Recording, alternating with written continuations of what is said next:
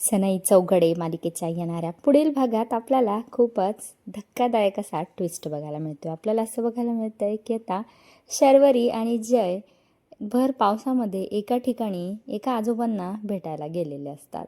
परंतु तिथं गेल्यावर मात्र त्याचा रुबाब पाहून त्याला कोणीही घरात घेत नसतं आणि मग शर्वरी त्याला सल्ला देते की शायनर, तू एक काम कर, तुझी ही राजवस्त्र आहेत ना ती काढून ठेव आणि तू साधे कपडे घालून ये. आणि बरोबर जय जेव्हा साधे कपडे घालून येतो तेव्हा आजी आजोबा त्याच्याशी खूप चांगले वागतात. आजी त्या दोघांना सौभाग्यवती भव असा आशीर्वाद देते. आजोबा म्हणतात, अगं नवरा बायको नाही आहेत ते. आणि मग शर्वरी म्हणते की आजोबा, ह्याचं लग्न व्हायचं जरा अवघडच आहे, कारण की ह्याला मुलींचा राग येतो. तेव्हा आजोबा म्हणतात की आपल्या नकळत कुणीतरी आपल्या आयुष्यात येतं आणि आपण त्याच्यासाठी हळूहळू बदलायला लागतो.